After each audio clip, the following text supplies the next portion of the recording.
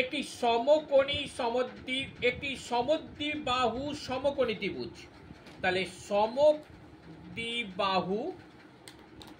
সমকোণী ত্রিভুজ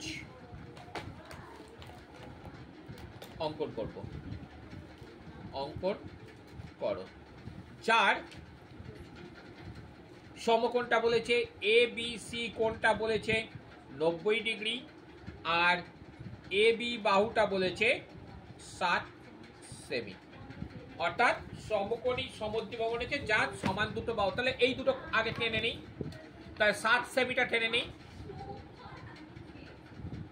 এইটা হচ্ছে 7 সেমি আর 90 ডিগ্রি। কিভাবে আঁকছি? যে কোনো মাপের একটা সরলরেখা নেবে, এই কোণেতে আমরা 90 ডিগ্রি কোণটা আঁকছি। একটু বড় করে নিয়ে নাও, 90 ডিগ্রি কোণটা আঁকছি।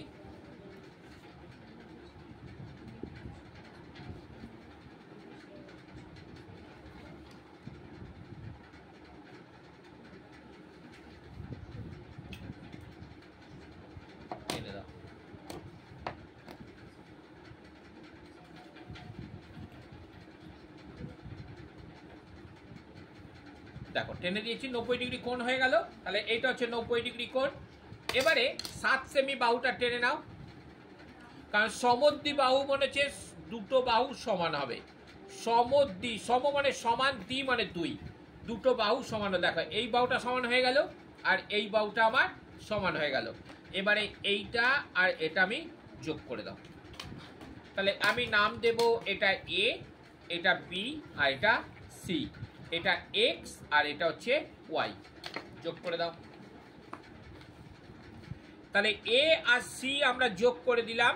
তাহলে আমরা কি করলাম না 7 সেমি বাহুর সমান করে বি বিন্দুতে বসিয়ে 7 সেমি বাহু অর্থাৎ এ বি বাহুর সমান মাপটা নিয়ে বি বিন্দু থেকে এ বি কেটে নিলাম, অর্থাৎ ওয়াই আর বি থেকে এ বি অংশ কেটে নিলাম। আবার ওই সরলরেখাটা ওই 7 সেমি বাহুর সমান করে বি এক্স থেকে বিসি অংশ আমরা কেটে নিলাম।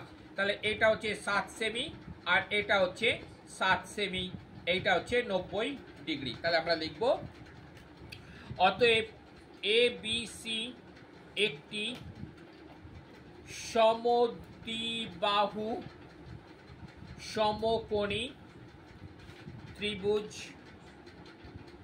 অঙ্কন করিলাম, যার এ বি সমান বিসি সমান 7 সেমি এবং এ বি সি কোণ সমান 90 ডিগ্রি। হয়ে গেল আমার অঙ্কটা।